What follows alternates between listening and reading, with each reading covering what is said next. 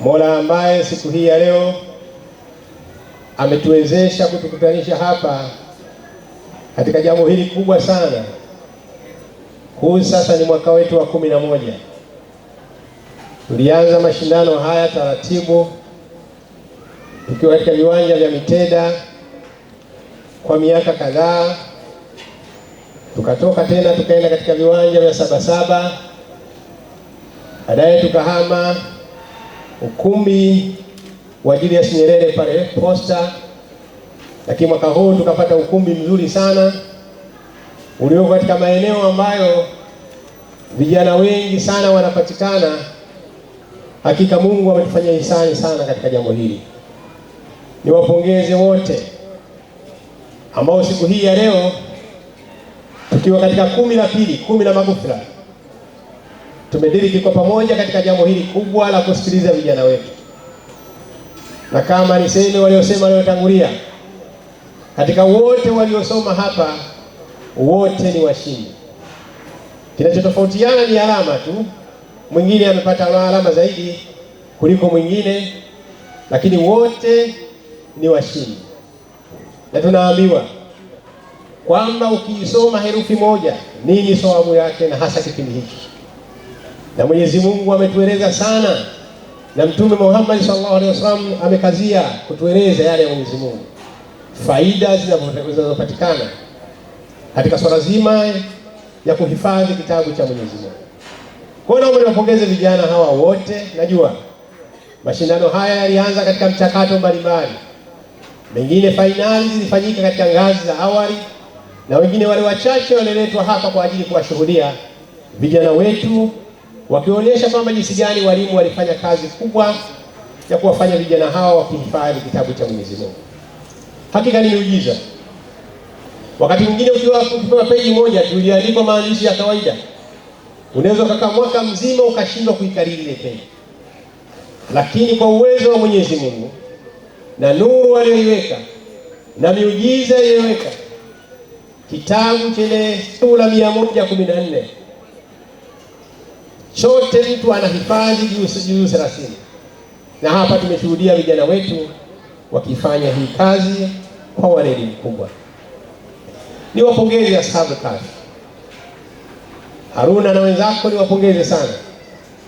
Mmeendelea kuifanya kazi hii kwa weledi mkubwa. Kusimamia kituo sio jambo dogo.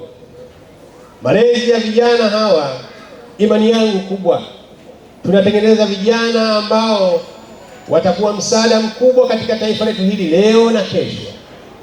Lakini mashindano haya yanaunganisha vijana mbalimbali waliotoka maeneo mbalimbali katika mkoa wetu huu wa Dar es Salaam. Hii yote ni faida kubwa sana. Na katika hili naomba niwapongeze sana walimu wa madrasa kwa hii kazi kubwa mnayoifanya ya kufanya vijana wetu waweze kuhifadhi kitabu cha Mwenyezi Mungu.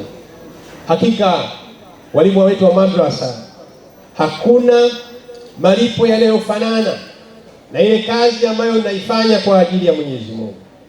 Allah walipe kwa wingi wa wema kwa jambo hili linalofanya kwa vijana wetu. Tunaona kuchukua fursa hii kumpongeza sana Rais wa Jamhuri ya Muungano wa Tanzania Daktari Samia Suluhu Hassan, ambaye yeye kama kiongozi wetu mkubwa katika kazi kubwa anaendelea kuifanya, kwanza nchi kuwa na utulivu na amani. Tunapata fursa ya kufanya masuala kama haya. Bila amani, utulivu, watu hawawezi kukusanyana na kufanya mambo yaliyokuwa na heri.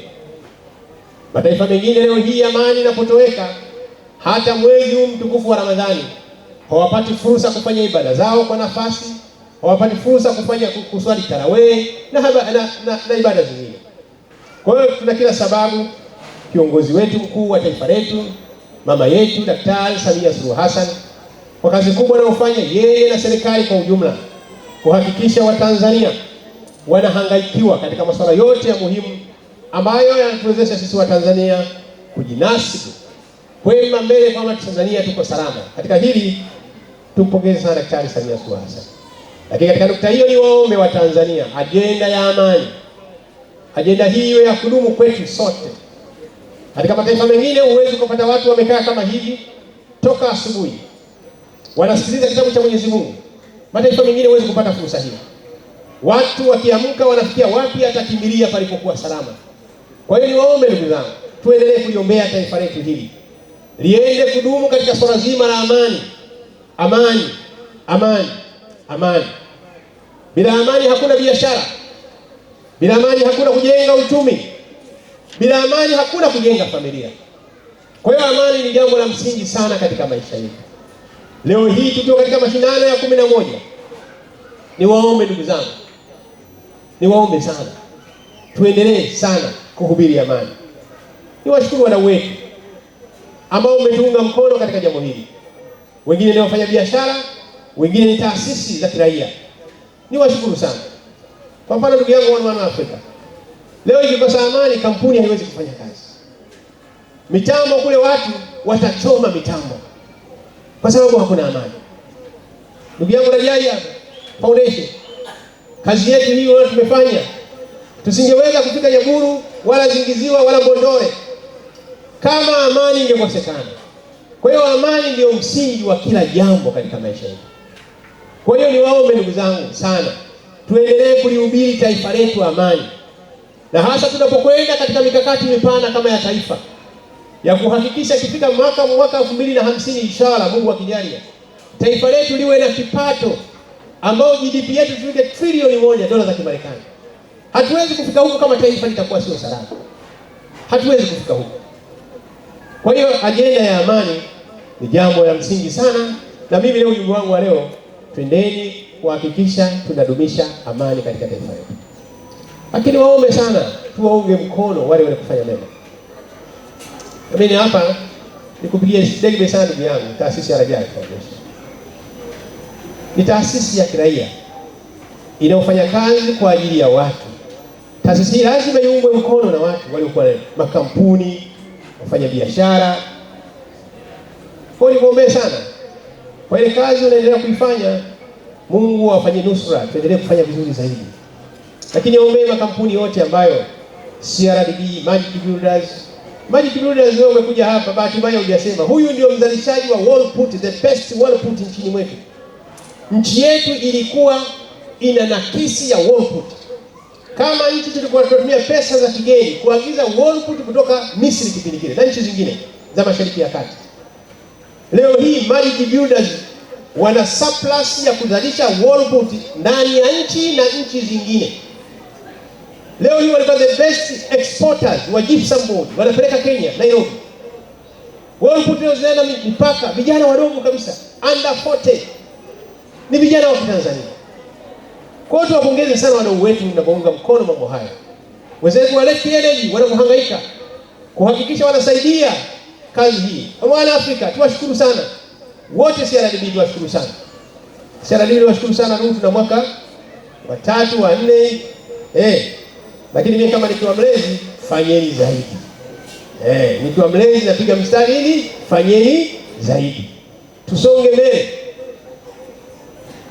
Mimi nimefurahi sana leo hii Rajai, tumeshukuru sana. Katika ile upande wa zawadi, anasema mimi upande wa zawadi nitashughulika kwa kiwango kikubwa. Niwashukuru sana, sana. Sana sana sana. Anasema hili nitashughulika kwa upande mkubwa. Kwa hiyo niwapongeze sana. Vijana wetu ambao leo mmesoma, sasa hii ni dhima kwetu. Waliohifadhi kitabu hichi chote, ni lazima kitabu hichi tukienzi, tukitunze. Haipendezi hata kidogo. Kijana amehifadhi kitabu kizima, lakini baada ya muda fulani ukimkuta mtaani hafanani na mtu aliyohifadhi kitabu cha Mwenyezi Mungu. Nadhani hili ni jambo vijana wetu nendeni mkalitunze kwa nguvu zote na kuendelea kumuomba Mwenyezi Mungu. Lakini kubwa, tuendelee sote kuombeana kwa pamoja. Tuhakikishe safari yetu inaenda vizuri. Na mimi nikiwa mlezi wa taasisi ya Sabri Kafi, hakika mimi nikiona watu kama hivi, tumeanza mbali sana, tumeanza mbali.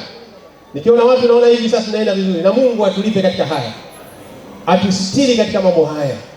Na kupitia mwezi huu mtukufu wa Ramadhani, basi Mungu atakumihili na maghfira, basi atusamehe dhambi zetu zote.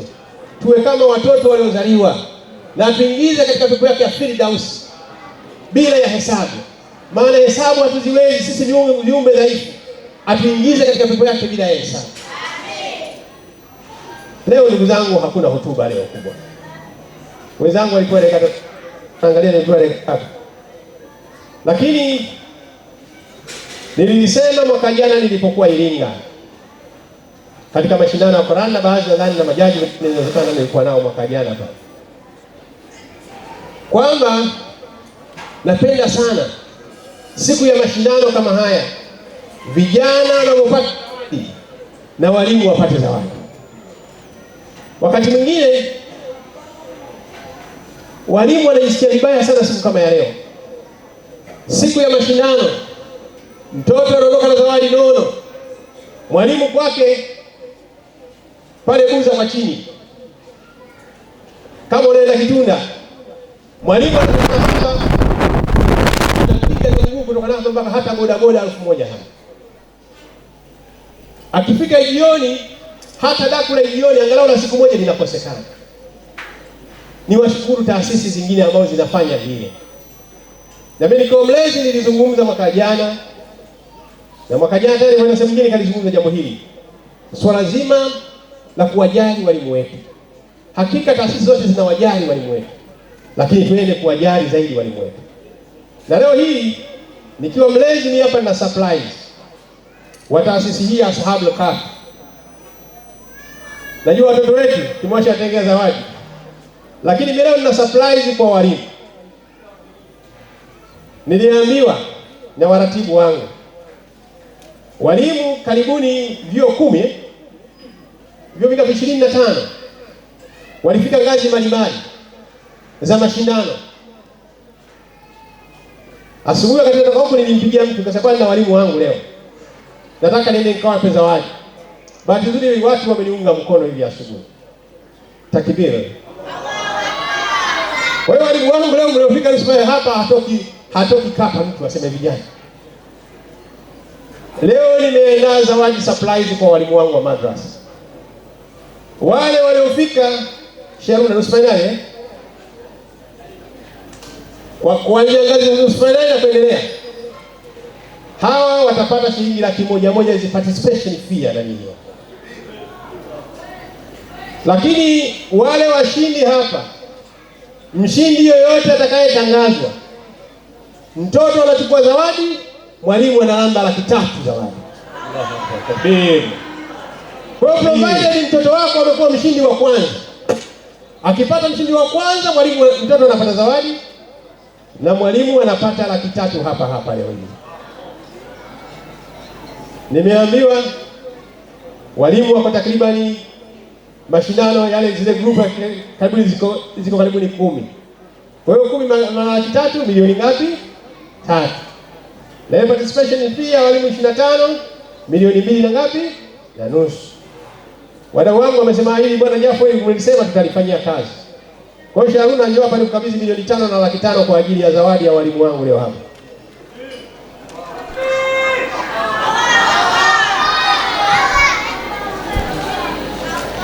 Hii wadau wamesema katika jambo hili la heri. Nilimwambia tu nasema tutalifanya hili. Kwa hiyo bwana, wale walimu wangu leo hapa hakuna kuua winga, maana anasema anaua winga. Unacheza na midfield. Unakata katikati hapa. Maana sisi tumezoea kutembea. Maana mimi sijazoea kutembea sana kutoka kule veterinary pa inapiga mpaka hapa yombo vituka. Ndio anasema tunapima viwanja. Unakata katikati hapa. Kwa hiyo Sharuna, hii ni ya walimu special, milioni 5 na 500,000. Kwa hiyo mwalimu ukiona mwanao kapata hapa mshindi wa kwanza, wewe una 300,000.